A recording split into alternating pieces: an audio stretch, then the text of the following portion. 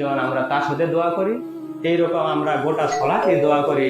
এজন্য অনেক ভাই বলে যে দোয়া করা নফল, নফল ইবাদত করবো, তো দোষ কোথায়? আমি বললাম, বেটা, দোয়া নফল নয়, দোয়া ফরজ। দোয়া আপনাকে করতেই হবে, দোয়া না করলে আপনি গুনাহগার হবেন।